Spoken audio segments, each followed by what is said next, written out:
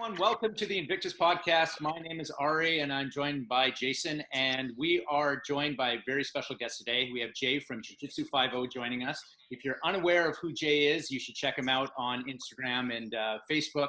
He has a ton of videos. He's a proponent of police officers doing Jiu-Jitsu, and welcome, man. We're really glad to have you. Yeah, thank you, guys. Thanks for having me. I've been looking forward to this. I know we've been talking a lot on social media for a long time, so it's nice to finally get together with you guys and make this happen. Yeah, and actually before we started recording this, Jay and I were just talking about Jiu-Jitsu and cops and all these different social media accounts that are out there. Blue Line BJJ, Jiu-Jitsu Cop. There's a ton of them. And when we started Invictus, we wanted it as a collective. So we totally want to bring everyone in.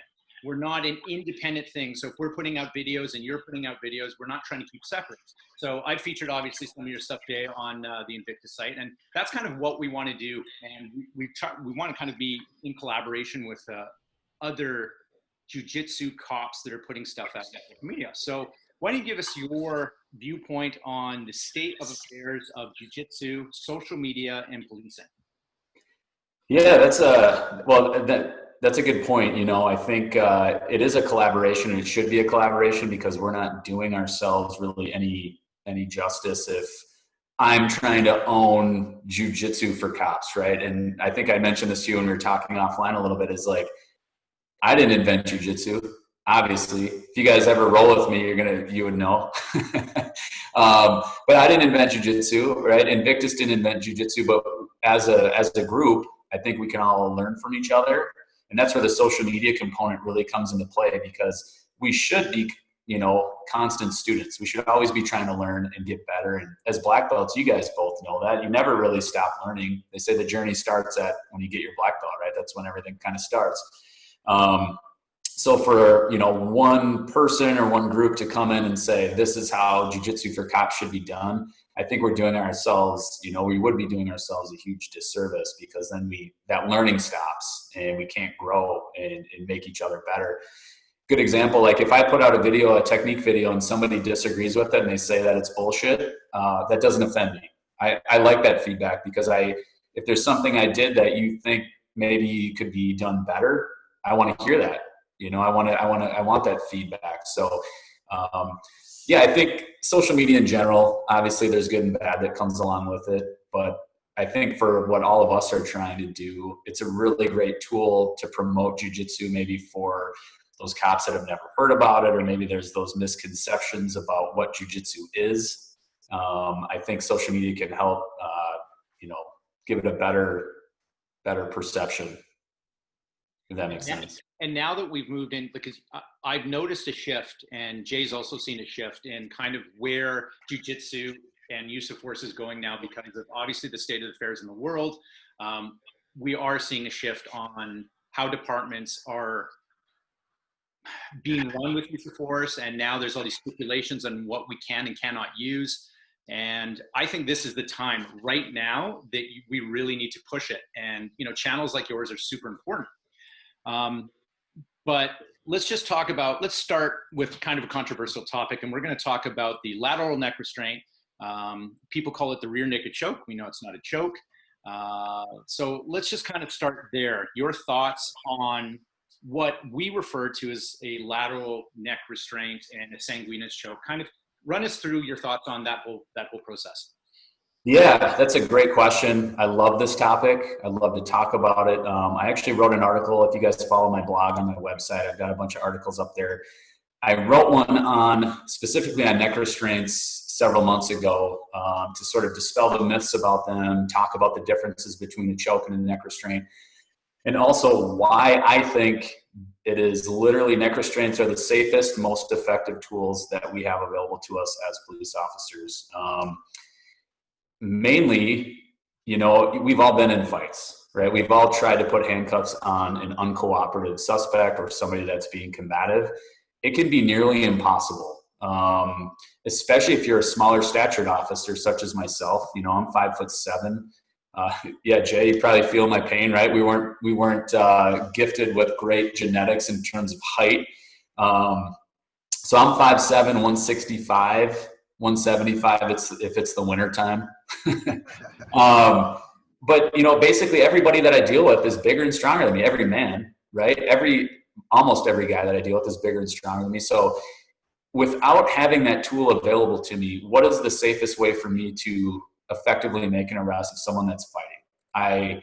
We can throw them on the ground, and then what do we got? We can knee strike them. We can pepper spray them. We can hit them with a baton. We can use close-handed strikes. You can drive stun them with a taser. And we see the effects of that all over social media all the time, right? 9 times out of 10, not only in the videos I've seen, but just based on personal experience, that stuff just doesn't work. And the fight goes on for 10 minutes, and you see officers that aren't trained in anything else except using these tools on their belt. Force starts to escalate, and they become angrier and angrier because the guy's not complying, and they're tired, and they're trying to get this person into handcuffs. So now I start doing crazy shit that maybe I've never been trained in. I'm just reverting back to kind of that caveman brain, right? And you end up making both the officer and suspect less safe by taking away this tool. I always told people when we trained it, because I've been doing neck restraints now for 10 years. We did them when I first started. They just took them away from us at our department, which I think, I could go on and on about that decision, but we don't have them anymore. And I am concerned that it's going to have that effect where we're not going to have that option available. So now what do? We revert back to these old school tactics that don't work, that get people hurt, cop and suspect. But what I always told people when we trained it is that, if we get to that level, an unconscious person is much easier to handcuff than somebody who's actively fighting with you, right? And I mean, even we've all fought with like a teenage girl, for example. Not that you're going to use a neck restraint on her, but we've all gotten into trying to like control like a small person that's super wiry. It can be super difficult to control. So now take that, and you're fighting with a guy who's 6'4", and you have an opportunity to apply a neck restraint. You've been fighting with them for 5 minutes, and now we can't use that. I think it's a huge disservice to us. I wish that the people that are making these decisions would at least put in a little bit of research before they just do this big sweeping thing because it looks good for public relations to say that we're banning all chokeholds, right? Right. So, yeah, it's sad. We've used them with success. I just actually checked our statistics on it. So we track all of our use of force incidents at my department. Yeah. And the neck restraint has been used successfully like 100% of the time with no incidents. We've not had an injury from it. There's been no issues whatsoever. The same cannot be said about taser. The same cannot be said about baton, OC, punching people in the face, whatever the case is. Neck restraint we've never had a problem with. We take it one step further. So in our academy, when we train neck restraints, we put each other out. So once the new recruits learn it, they apply it to each other, render each other unconscious. We wake them up, good time, shake hands, smile, just like we would do at the gym. We've been doing that for years. No issues, never once. No one's ever gone to the hospital. No one's ever died because we know how to train it properly and we know that it's safe. And we're so confident in how safe it is that we do it to ourselves. I've been put out voluntarily on more than one occasion. Also involuntarily at Jiu-Jitsu when I didn't tap in time, but you guys know it's safe. And the big disconnect is that it's seen as this choke that prevents people from breathing, and that is absolutely inaccurate. It's just not true. What's funny about that, I was having a conversation with somebody the other day about that, and I said, I have never heard, and I'm sure there's one case someplace, somewhere, but I've never heard of I've been training over 13 years now. Ari's been training 20 years. I've never heard of somebody dying on a jiu-jitsu mat training from a choke, from a blood choke or whatever. Oh. Never. And think about how many hundreds of thousands to millions of times people are choked out on jiu-jitsu mats around the world, right? Yep. But taser, there's been over 1,000 instances since it's been introduced where people have died from the taser. baton strikes that accidentally hit the head, beating somebody in a horrible fight and causing brain damage or some type of serious injury. Yep. I've heard of that happening a lot. Yeah. Someone who's properly trained in how to apply a rear naked choke, it's not going to. Yeah, I've never heard of that happening. Right now, There's been instances on the street. I think in Vegas had one a couple of years back. There's been a couple instances where a choke has been applied improperly and caused an injury and death. But that's been a situation where it was done improperly or by somebody not experienced. Yeah. So that's what have happened, but somehow they get lumped into, or like the situation we saw, up your way.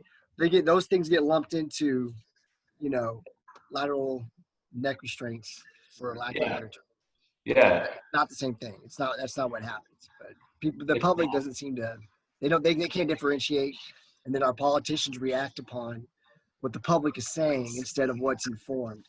And we're stuck with, like what you're talking about. We lose a really effective tool and have to revert back to stuff that's not near as effective and causes a lot more damage. Well, here's the thing, Jay. So if we want to get the public on our side as cops, then we should try to, that's what we try to do. We try to educate them on what jiu-jitsu is and how use of force works. So remember, when people are watching videos, and this is not us saying that we agree what happened recently or anything like that. There are some police officers out there that do shitty things that shouldn't be cops. We completely condemn what they do. But when people don't understand what a blood choke is, and they all think it's like, well, they can't breathe because they're cutting off the air, and so there's this misinformation that's been floating around, and it's just propagated, as you just pointed out, by the media. So that's what we're fighting against. I would love to get news reporters on my mat, and it's like, okay, let's actually go through it. And I think I just saw that in Phoenix, they were explaining the whole sanguineous choke and choke stuff, and then afterwards they banned it anyway, right? It was a good explanation, but my favorite part of that whole thing was they called a seatbelt a compassionate restraint. Yeah. I love it. So I started using that this week. I was teaching class yesterday, and I was like, so we're going to go to a compassionate restraint. And everybody kind of looked at me. I was like, the seatbelt, but we're going to start calling it compassionate restraint. And I was like, I might have to start compassionate conservatism. What was that? What George Bush said like 20 years ago? We're going to go with compassionate conservatism. Same thing. Compassionate restraint. Yeah. I might have to rename all of our tactics within our to something softer so that it doesn't sound so aggressive, right? Yep. I think that's what the departments and organizations do. They rename things to make them sound better, and in actual fact, they're still the same thing. So does it make a difference, right? If they're saying that police is not a warrior profession, it's like, okay, well, you're guardians or you're peacemakers. You can give whatever label you want. Right. All three of us know what the job is, what it entails, and what we go through on a daily basis. And it's just trying to get the public aware of what that is. And that, again, is our biggest battle. Yeah, 100%. We're fighting a losing battle, and right now in this moment, because I don't think it matters almost what we say or how hard we try to educate the public right now. There's a mindset out there, and it doesn't matter what you say. They're going with a particular, not ideology, but they're going with a particular viewpoint, and it doesn't matter what you say. They're sticking with that viewpoint. Police are bad. We're the bad guys. We're out there hurting people intentionally. And that's it. There's no discussing it. There's not a discussion to be had. Right. And, it's pretty frustrating. I think we're going to have to ride it out for a little while before we can come back and start getting back to where we were allowing the lateral neck restraints and stuff again. But we've lost that for a while. I'll probably be out of law enforcement by the time that comes back. In fact, I'm almost sure of it, which is unfortunate. Yeah. How many years do you have on, Jay? Well, if you count the military, because as a cop in the military too, I'm over 24. Okay. Civilian law enforcement, I'm about 21. Okay. Around 21. So, wow. So I can technically retire right now, which might happen. You do it today. I can put in I told my captain the other day, we were having a discussion. I said, listen, I'll take that early retirement. I will drop it right now if things keep getting worse. Yeah. He's like, I'm right behind you. So, it's a weird time. So people like me, I'm in a position where I can walk away with something. But I know a lot of other guys that haven't been in it as long. They're kind of in a weird spot. Like, man, I've invested 10 years of my life in this, or 15 years of my life in this. I'm not quite at that stage where I can just walk away with something. But at the same time, I want to stick in this under the current climate where they're continually trying to make our jobs more dangerous and more difficult at our peril for the benefit of criminals. And it's a tough time. Someone just hit me up on Instagram earlier today. They just got through their training program. I'm sure you guys get same messages from new cops. And I said, man, you picked a heck of a time to get into law enforcement, man. He's like, you're telling me. So, but he's committed. He's still in it. Ethan, how many years have you been on? This is my 10th year. Yeah. And the department you work for, how many officers, how big's your city? So our city's about 80,000, and we've got about 106 or 107 sworn staff. So yeah, it's the department I work for, it's busy. We do about 70 or 80,000 calls for service a year. Lots of domestics. We've got lots of group homes. Mental health stuff has just been off the charts lately. But we're constantly going from call to call to call. It's a pretty busy agency. So I've kind of, over those 10 years, I've gotten a lot of experience, I feel like, in kind of, all the different calls that we go to and all of the different things that we get to do as cops. I feel like I've pretty much done it all. So yeah, but it's been good. Now is a really weird time. And to Jay's point, it's sort of like, I'm kind of I've only been on 10 years, but I'm at that decision-making point. I feel like is like, do I want to stick it out for another 10 and take a retirement, when I turn 50, cause I'll be 40 here. God, it feels weird to say, but I'll be 40 pretty soon, next couple months. So do I stick it out till I'm 50, or do I find a different path right now and get out while I can? Because to your point, I think some of these things that are happening, like you saw what happened in New York, like some of the new mandates that are coming down where you can't put pressure on anyone anywhere, it sounds like. I don't know how they think we're supposed to put people in handcuffs. But it's getting to the point where I feel like we're not going to be able to effectively do our jobs. And at what point is it even worth responding to 911 calls anymore? As sad as that is to say, but if we're so worried about that, unfortunately, violence is going to exist whether you get rid of us or not. And someone's going to have to deal with it. And it never is pretty. It never looks good. I hate violence. I don't like fighting with people despite what other people might think, because I'm on the mats training and I used to box and all that. I like that aspect of it. But to me, all of the training and stuff that I do, I get so much more out of it than like the actual like physical fighting and the self-defense component. I get the camaraderie and I get all of the physical and mental benefits from training. So I honestly, I hate violence. I wish I could go to work every day and not have to fight with anybody. And I wish we lived in a world where we could just abolish the police, because the world is so great that we don't need them. But we know that that's never going to happen. There's always going to be bad people out there that exist, and someone's going to have to deal with them. So whether that's, mental health workers or the de-escalation unit that's highly trained and talking everybody down, send them, that's fine. But I do worry about that a little bit right now, and I don't know if I should stick it out or if I should keep going. I'm not, who knows? I think you're right, though. I think that the shift is going to happen eventually. It has to come back around, because you can only let people just do whatever they want for so long and kind of see the downfall of society before someone steps in and is like, okay, yeah, we need to put an end to this and restore a little bit of order. So Jason, what's your department like for people who are training jiu-jitsu? And because Jay and I, we did a survey last year, which we got a really great feedback on, and we figured out what the percentage was. And I know that different departments around the country have different percentages. And some people are like, yeah, lots of people do jiu-jitsu. And it's like, yeah, I'm the only guy. So what's it like at your department? Well, man, this question is going to make me want to drink a little bit. So out of the 107 or so officers that I have at my PD, there might be another one or two that train, maybe. Like on a consistent basis.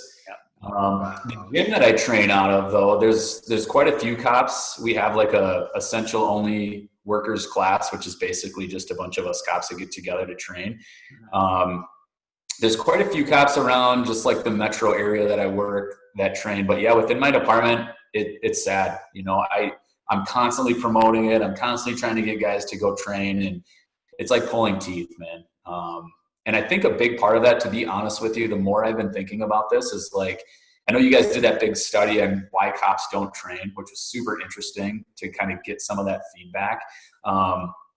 Part of my feeling on it too is I think a big part is that cops see it as DT training, which has been notoriously shitty for the last however many years. And it puts a bad taste in guys' mouth. Like, well, I don't want to go do more of that in my off time and then also pay for it out of my own pocket. Are you fucking crazy? Right.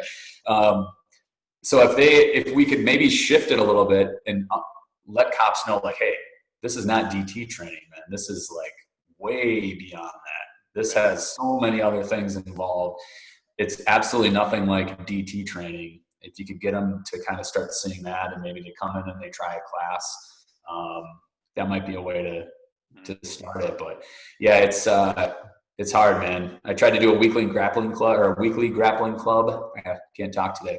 At my PD, I'd get maybe like 3 or 4 people to show up, which was good. It was a good start. But then it would dwindle, and you'd have like one person like, hey, are we doing grappling this week? I'm like, well, it's going to be me and you. So sure, I'll do it. But, I'm not going to come in on my off time for one person and drive, 30 or 40 minutes each way. So yeah, it's tough. All right, how about you guys? How many of in your department train? In my department, there's probably 5 out of you got a good sized department. 250. Wow, that's crazy, man. I think we all have that same struggle getting cops to train, and I think we forget, like, there's some of us who like being cops, like the whole aspect of it, right? Like everything, chasing the bad guys, helping people out. We like all of it, and then we get into stuff that helps us be better at that, right? Like jujitsu, like, helps a lot when you have to tangle up with somebody. It helps unbelievably amount. It makes it much easier dealing with tangling with somebody. But I think a lot of people in law enforcement don't have that mentality. Mm-hmm. I think I've seen it, like when you're in academy classes, you kind of saw it, and then you see it transferred into the different departments you work at. You see guys who get into law enforcement, they're not really into law enforcement because they really want to be a cop. They got into law enforcement because, well, it's a decent check, it's benefits, and I can make extra money on the side. And I think there's a lot of cops like that, and they're not showing up to training because that's their mind is not in that place. These are the guys that aren't trying to get into crazy calls either. Those are the ones that are definitely trying to avoid anything that's going to require a lot of paperwork or anything that's going to require a lot of effort, more than necessary. And I think there's a lot of guys like that in law enforcement. And maybe that's even if you take the military, that same mindset. There's only a small percentage of people in these type of career fields that are true warriors, that are really interested in being warriors and going on the street or going wherever they're going and being effective at what they're doing and leading. And you just have a small percentage. I think it's probably always been that way throughout society, throughout history. You only have a small percentage of people who are warriors. And then so when you take police departments in general, that's what you see. You see 10% who are willing to be warriors, and the other 80 to 9% are just there. Yeah. Maybe a little bit more supportive, but they're just there. Yeah. So fortunate, but. So talking about warriors, there's a very interesting thing that just happened in the news. Hoist Gracie just became a reserve police officer in the Pocatello, Idaho Police Department. So this is, well, I'm going to put the quotes around this. This is huge news, right? Because it's Hoist. He's the grandfather of MMA, and he started most of us training by watching on that. So Jason, what's your views on that? What do you think? I think it's awesome, man. I think it's great publicity for not only jiu-jitsu, but just like a positive image, I think, for the cops. Because anyone who has seen Hoist in any video, I've never met him personally, but he seems like one of the nicest dudes, I'd love to meet him eventually. I always was a big fan of his back in the 90s when he was winning, these UFC competitions. But yeah, I think it's great. I think anytime somebody wants to get into it for the right reasons, which it seems like he does, that's a positive thing. And Yeah, I don't know. You hear like sometimes celebrities will come on like, I'm going to be a cop because I'm going to change how all of this works. It's like, okay, well, give it a year. You'll see it. But yeah, for Hoist to get in there and be a reserve officer to do it, I don't know if it's a paid position, if he's doing it voluntarily. A lot of reserve spots aren't paid, right? So if you're doing it just because you want to give back to the community and you want to try to make a difference on that level, I think that's really cool. What Tito Ortiz was talking about. My only question with Tito Ortiz is, could he pass the background check? I don't know. There's always a background, yeah. I don't know. I have a feeling he's done some heavy partying in his UFC days. I would hope so, yeah. Hopefully. I don't know. But they start getting to those drug questions and be like, I don't know. Yeah. I don't know. But yeah, so it is cool to see certain people step up and be like, hey, we think cops are good guys and we're going to, big name people like that. I want to be a cop. I'll go be a cop. I'll go do the job. I think it's great. And I'm sure with Hoist, I'm more than like, I've seen it, but I was kind of wondering the same thing, what his actual position is. I'm sure it's like a reserve position. Yeah. And I don't know if he'll be like Shaquille O'Neal and he'll actually be on the street. I forgot. Shaq was doing it. Was he Louisiana? I wonder if he still does it. I don't know. Well, I mean, there's other like Lou Ferrigno. He became a reserve at like. Did he really? Oh yeah. Ronnie Coleman was a cop. He was Dallas PD. Right. He was Dallas PD. Yeah. Can you imagine that dude? Dallas PD. Did you see his podcast with Joe Rogan? No. He said he got into bodybuilding just for a free gym membership. He said he liked lifting, but he didn't think about bodybuilding. And this gym was like, hey, you can lift here for free. Just do competitions for us. And he was just naturally like just a big dude. Yeah. Like, okay, as long as I can work out for free. And so then he just started doing that. Can you imagine? Was he like an 8-time Olympian? Yeah. And this means nothing to him. Like this is no effort. He just likes lifting. Crazy. He'd be the guy I'd want to show if I'm fighting with somebody though. Like, hey, you don't need to send anybody. Just send Ronnie. Like, did you see that? There was a meme of some guy in Tulsa, like 6'9", 330-pound riot officer. I saw that. Did you see that meme? And he's like towering. He looks like the guy from 300, the guy that was with the Immortals. Yeah. Just huge guy, and everybody else around is like super small. Could you imagine that guy stepping out on a riot? Like, yep. No, thank you. I'm leaving. This is not what I signed up for. That dude looks like a character that you create if you guys play Madden, like on PlayStation. Yeah. He's like the biggest football player. He looked exactly like that just towered over everybody. There's another meme. God, I love memes so much. There's like these riot police, and it's an older one where this guy that looks like Ronnie Coleman, like the arms and everything, and he's literally bending his baton. Yes. He's so intense. Yeah. You see the baton bending, and I'm like, jeez. If he hits somebody with that thing, they're gonna just disintegrate. Exactly. Yeah. So Jason, there was recently we put up some videos on our Instagram, and I was talking about this before the podcast came on. And one of the comments on there, I kind of want to read it to you because I found this really interesting.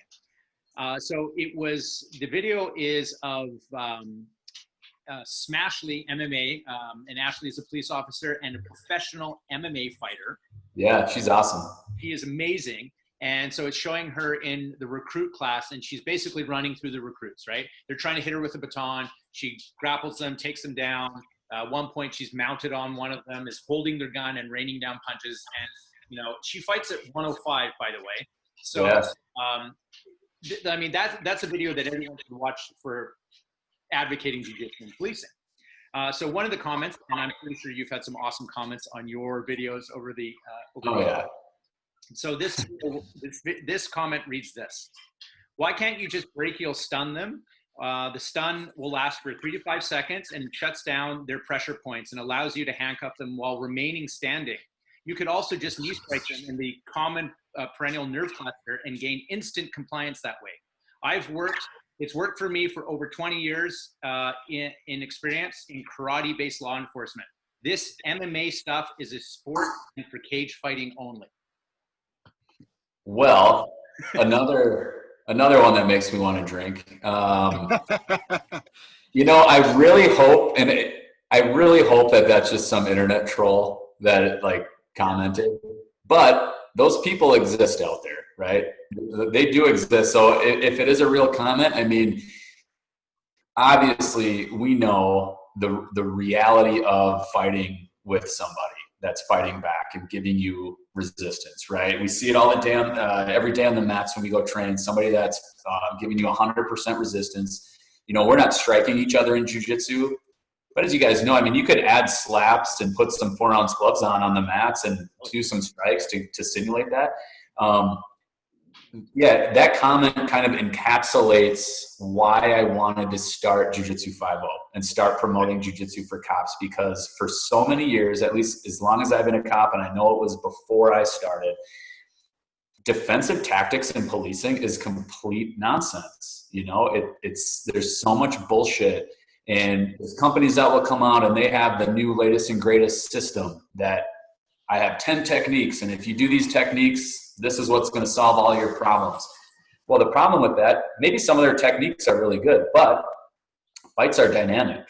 Crazy shit happens in fights. You might start standing, then you end up on your back with the bad guy over top of you, or you both fall to the ground and he's in mount, or you fall into his closed guard.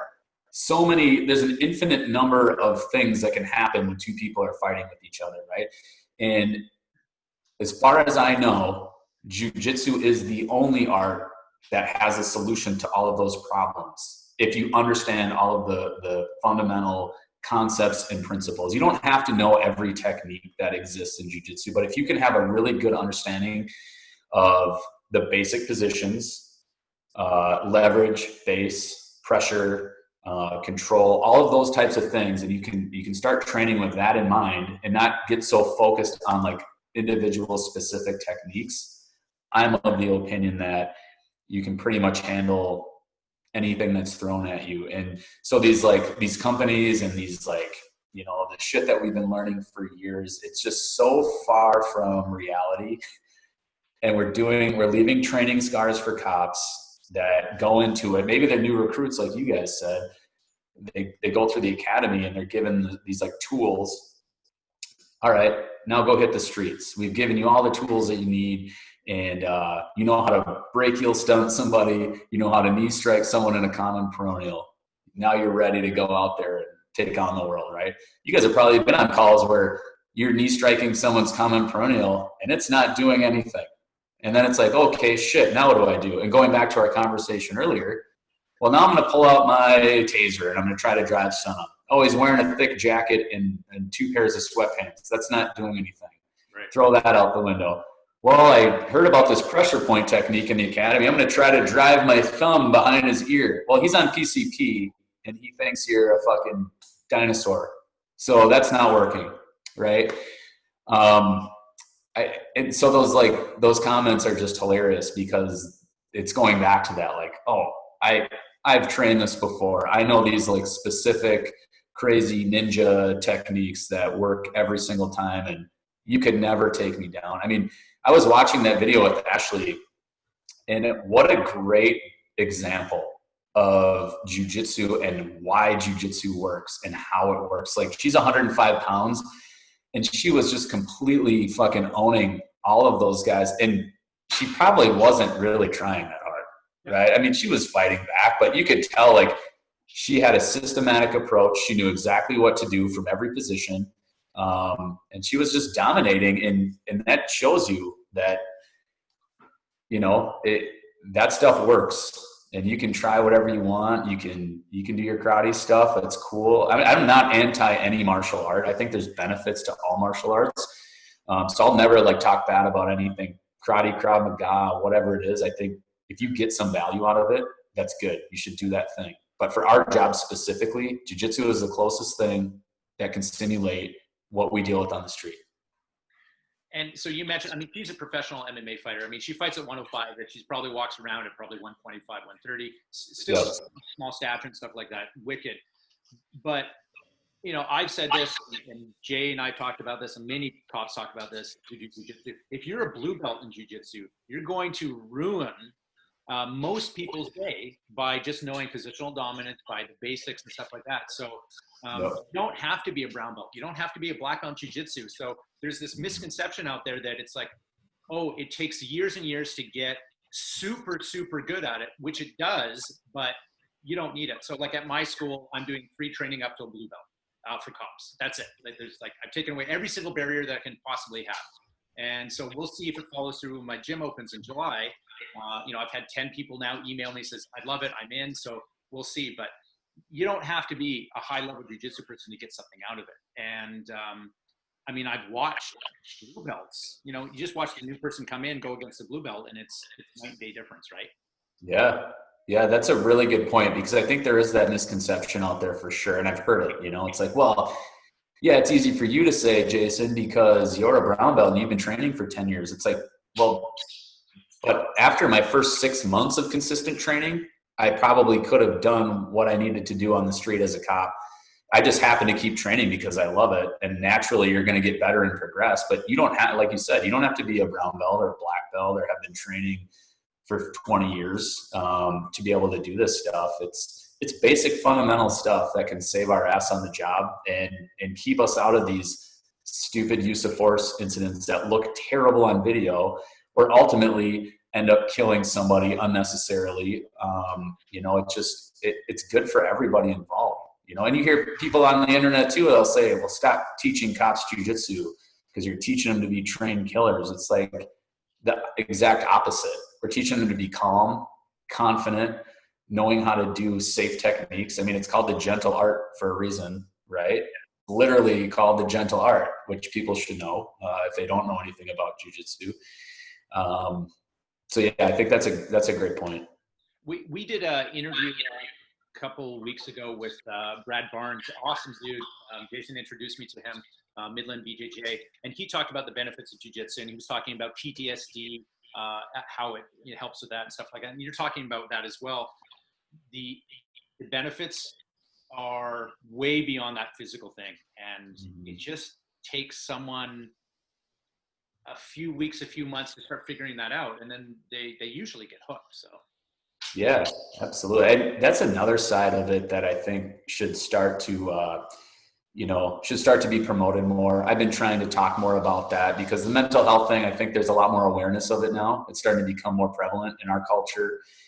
People are starting to understand, like, cops deal with, years and years and years of negativity and dead kids and all this crazy shit that normal people don't have to go deal with. And it just starts to compile. Clearly, that's gonna mess up anybody's brains over time, right? And so I think all cops if you've been a cop for a year or more, you're probably dealing with some level of PTSD depending on where you work. And so jiu-jitsu is like just a great outlet for that, the camaraderie that you get out of it. And like, you're on the mat sweating and you're living in the moment because you can't really think about anything else when you're training. And when you guys know, when you get done, you just feel great. I trained this morning. I didn't really want to go. I was kind of tired. I didn't get a lot of sleep last night. I drank 5 beers or whatever. But I forced myself to go because I knew that once I got done, I was going to feel awesome. And I did. I was like riding that high all the way home. Beautiful day outside, windows down, music on. I just got done training, and like, it carries over throughout the rest of my day. And those benefits, like, cops they get so much out of it. So I think we should start. I've started to kind of promote that, and hopefully it catches on a little bit. The mental health aspect is huge. And I think, like you said, we're just now really, I wouldn't say we're just now becoming aware of it, although maybe a little bit of that. I think we're becoming comfortable enough to admit it. Yeah. Cops, because, what do? We're cops. We handle this shit. It's no big deal. Stuff it down, move on with your day. Don't take it home because you don't want to talk about it with your wife or your significant other, your kids, obviously. Yeah. So you just stuff it down. And, I've done a lot of stuff in law enforcement. One of the hardest things I did was investigations, in the sense of the stuff you have to deal with. I was doing child sex investigations for a little while, which was horrible. It's like, it's one of the worst things you can do. I don't know how guys do that for 20 years. I did it for a year. And it was miserable. Like, it was the worst thing ever. And I'm still scarred by it because you have to hear the worst things and you have to see kids interviewed and recount the most horrific things that you can imagine a kid going through. Yeah. And you stuff that down. Those things build up. And I had like a really bad year last year and had a breakdown at the start of the new year. Ended up getting some therapy and some counseling. And all this stuff that I had shoved down for like the last 20 years started coming up. And I didn't even realize how it was affecting me, the fact that I had shoved all this stuff down. And it created like all that stress level. I think the best way I've ever heard it described was I don't know if you guys have heard this one, the having a glass and filling it with water. So like when you start law enforcement, you're doing traffic stops, right? Traffic stops are stressful, but you're so used to doing them all the time. You don't think about it. But like, every traffic stop's like, there's a level of stress each one. And you're doing it, and especially when if you're working the street and maybe you're in a traffic unit or you're just part of your department's job is doing a lot of traffic. You're doing those all the time. So all that little stress keeps building up. So you keep dumping water in that cup and you're never emptying it out.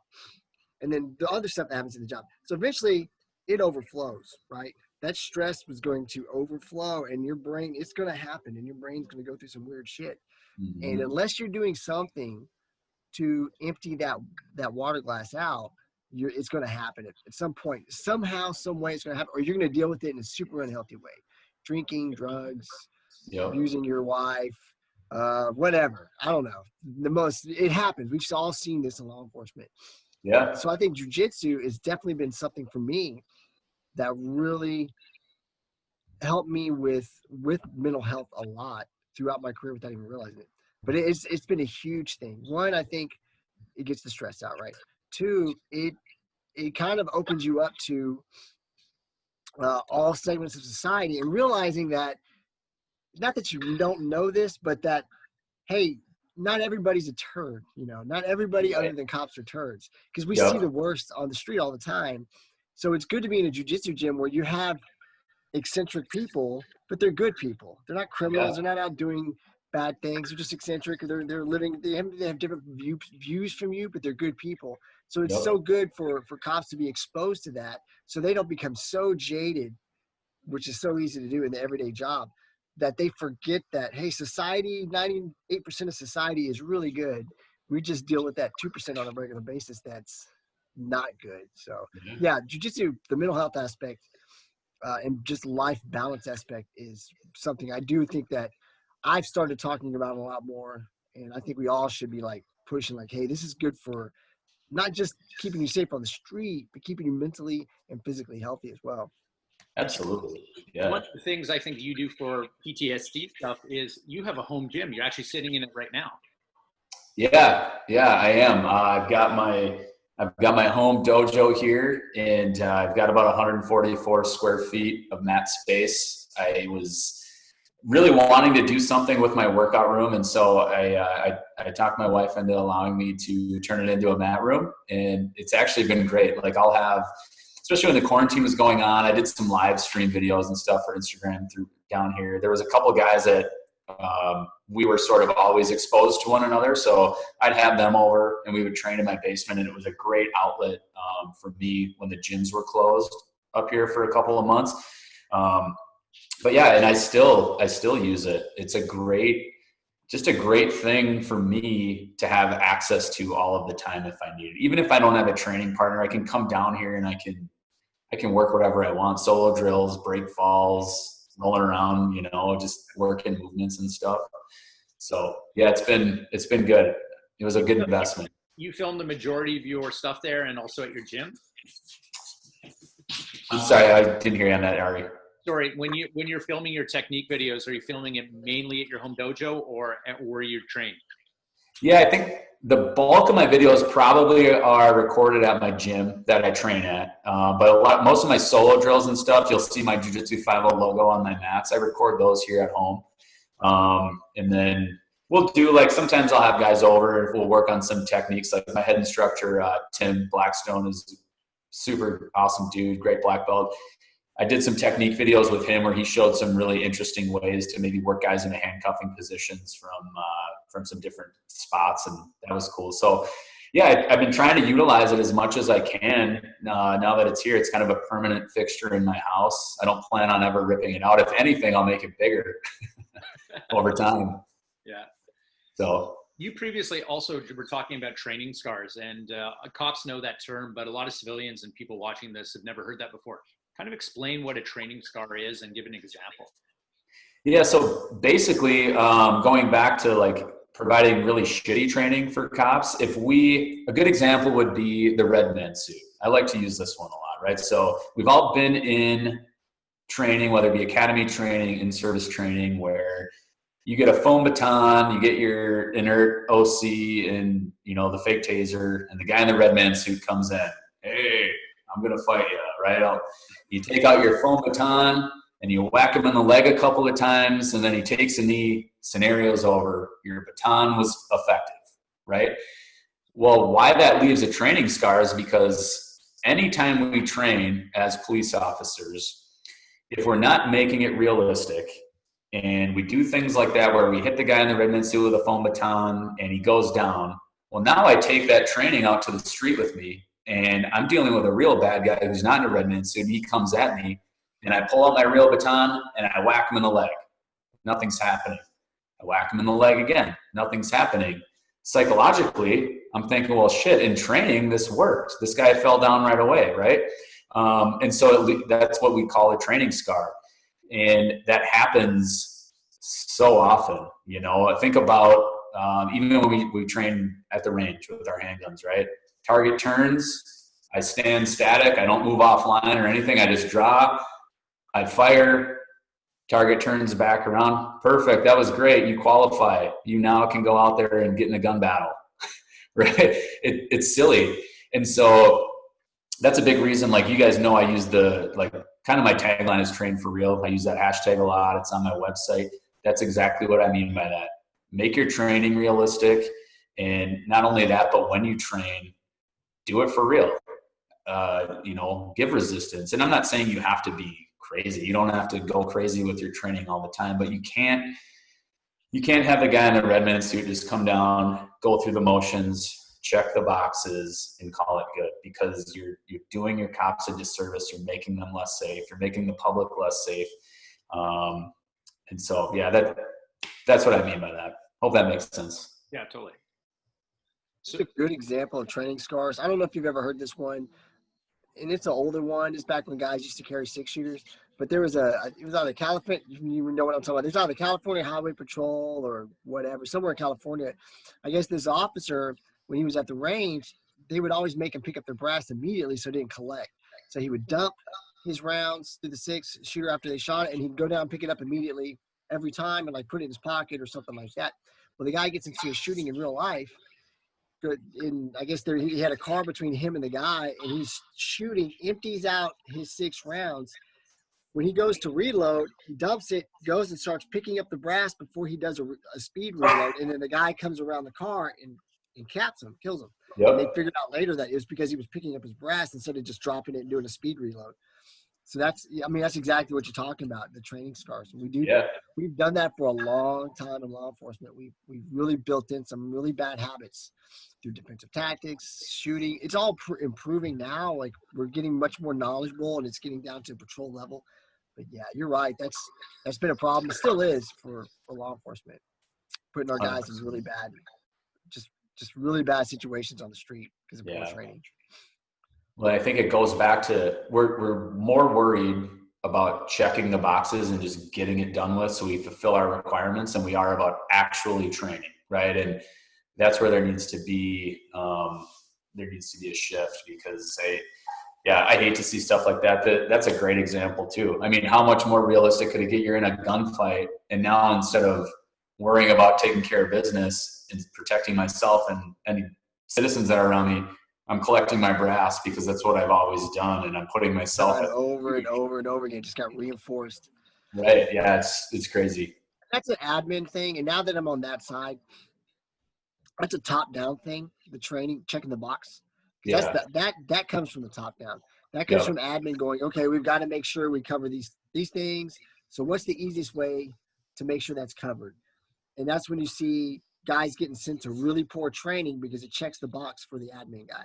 And you can say, well, I sent them to the training without doing any research or knowledge of what is effective training, and not just checking the box, but what's going to actually serve my guys on the street. I'm real fortunate that I'm working for some administrators who are like, hey, they literally came to me, what's the most effective thing we can do?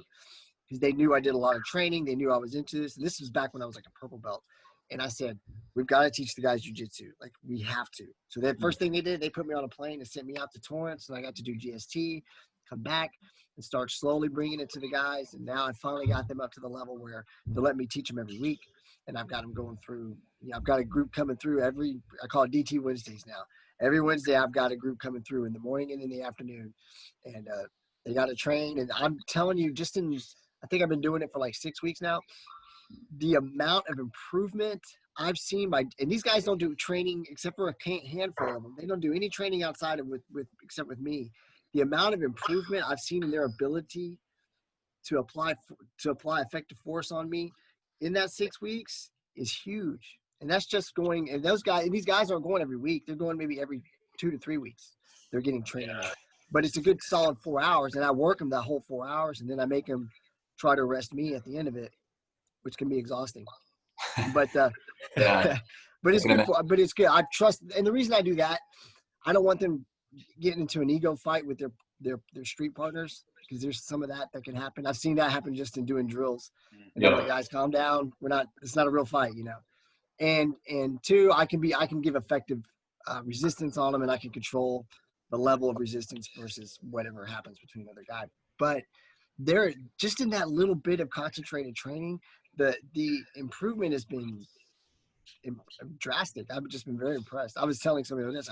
I showed a guy an armbar from a Kimura, and we were just talking about it. Like, I wasn't even trying to teach him that, because to me that's a complicated move for them. Just getting, I remember learning a Kimura and being like, it took me a little bit to even understand, to get that where it was muscle memory, to be comfortable with it. But one of my guys literally tried to pull it off on me while I was resisting arrest. He got the Kimura correctly. He tried to step over into an arm bar from the back, by the way, because I showed him how to do it from the back. So he had my back, or had me from the technical mount. He literally tried to step over, or pull me around to do the arm bar from like a failed back take. And I'm pulling up, and I'm looking at him like, are you serious? I showed you that one time, and you've already picked that up? Like, you need to be training all the time. You'd be a monster. But awesome. It's been great. I wish all departments would see how effective it is, and like how much safer it makes their guys. Like, and the subjects on the street, the people they got to deal with, like the amount of liability that would be reduced, and ugly situations that would occur. Like, I wish departments could see that and put that work into it. Yeah, I love watching those videos, Jay, of you and those. It's awesome. Like, every time you throw them up, I'm like, oh, what's going to happen this week? Are you seen? And I like showing it, because I like showing the little bit of improvement the guys keep showing. Yeah. Like, just their effectiveness, just in something simple like body control, like hitting a proper takedown on me, and they're hitting those, and then not just playing out, but getting heavy hips and getting on top and trying to control me, like making me work a little bit. Like, oh, I got to actually focus on what I'm doing here. And it's really cool. Like, if you guys ever come down, you guys got to come out and let them try to arrest you just for the fun of it, because it is fun. And, that'd be great. I would love to come visit you. One of these days. We got to. I think the next Texas seminar, you gotta come down for sure. Yeah, that'd be awesome. So then Jason, I'll bring that to my guys, so you can. I'll let them try to arrest you two guys, and I can just sit back and watch and take a break for a change. So Jason, I want to actually talk to you, talk about videos, but I want to talk about Jujitsu Five-O, because I'm really actually a pretty big fan of your site and what you're doing. Thank you. You're clear, you're articulate, you're talking about training points. It's really good stuff. There's a lot of really shitty stuff out there, and yours is not one of them. So I want you to talk about Jujitsu Five-O, how it came out, because it's actually kind of gone within a niche market. It's gone kind of viral. You're doing really well for such a short period of time. So explain the process, what you're doing, and just promote yourself, man. Yeah, no. Well, first of all, I appreciate that. I'm glad that I'm glad you're digging the stuff that I'm putting out. I have had a lot of really, really good support. I get a ton of messages from other cops around the country who either currently train, and those that don't train, that say, "Hey, you motivated me to start," which is great. That's actually why I started Jiu-Jitsu Five-O. That was the name of the weekly grappling club that I had put together at my PD. And I always sort of had a vision to kind of take it to the next level and do something with it, because I knew I wanted to promote jiu-jitsu for law enforcement. And so I just basically, I kind of took that idea, and I thought a lot about it, like, how do I get this thing up and running, and kind of what does it look like? And I knew to some degree it would probably be kind of learning as I go and just growing along with it and figuring out exactly what that is. But first and foremost, my goal was to promote jiu-jitsu for cops, not only from the self-defense aspect, but all of the other things that we've talked about, the mental health aspect and all of the other benefits that I've realized from it over my years of training. I've been training for almost 10 years now, and it's had such a positive impact on my life. And I know that it can do the same for others. So that's ultimately why I wanted to start it. Right. And so when I got it going on social media, my background is in social media. Before I was a cop, I worked in advertising and PR, and I did a lot of social media stuff. And so I think that experience obviously has helped me out a little bit. But I knew I didn't want to just put something out that said, hey, you need to go train jiu-jitsu because of X, Y, and Z. I wanted to actually put stuff out consistently every day to not only show techniques but like why those techniques work. So my Train for Real videos, you guys see that hashtag where I like splice together a real police incident with a jiu-jitsu technique. Those are great, by the way. Thank you. Yeah. And, I've gotten some feedback on those, like, wow, what are you talking about? You can't do that to somebody. And it's like, I'm not trying to promote violence at all with those videos. What I'm trying to do is show the art, right? We hear that a lot in jiu-jitsu, show the art. And so that's what I'm trying to do with those videos. But yeah, ideally with social, I knew I wanted to put something out consistently, not just to put stuff out, but every time I put something on my Instagram page, I want somebody to get something out of it, some type of value, right? I don't want to just take a picture of the beer that I'm drinking and post it because it looks cool or whatever. I want people to get value out of it. So from the training aspect, that was my first goal, was to get people, kind of introduce jiu-jitsu for cops that don't train, promote it for the cops that do train, and hopefully maybe give them some new techniques, things that they can work on. I like to network and connect with other cops who train, so that's a big piece of it. And then from the branding side and like the apparel side, you guys know as well as I do, police apparel in general, I'm not going to say everybody, is notoriously shitty. Right? There's a lot of ugly stuff out there. There's a lot of cliche stuff out there. And I like cool gear. And I'm like, I want my brand to be cool. I want to put stuff out that I would wear out and about. And I've always been big in design. Like, art's kind of a side passion. I love to draw. I love to design. I did a lot of graphic design back in college and stuff. And I don't design all my stuff. I work with a designer on a lot of it, but I oversee it, and I make the final call as to kind of how it's put out there. And that was the other piece, is I wanted to put cool shit out there for cops that they can be a part of and that they can wear and still look cool while doing it, So it's kind of twofold. Jiu-Jitsu Five-O has kind of turned into a brand, but it's a training company as well as a brand for cops who train, and also those who support us. The stuff I put out, I don't want it just to be specific to cops that train. That's my primary market. But I think there's a lot of people, as you guys know from being on the mats, there's a lot of support out there. There's a lot of people that support the police who are really good training partners, and push us and motivate us. And, I wanted stuff for them too. And so that's kind of where it's at, and it has grown. It's growing rapidly, which I love. Maybe it's something after I am done policing, I can do full time. That would be great. Hopefully police departments still have use of force programs around the country after all of this is over. But yeah, that's kind of where it's at. We'll see where it goes from here. But yeah. What are your channels, and how do people get a hold of you?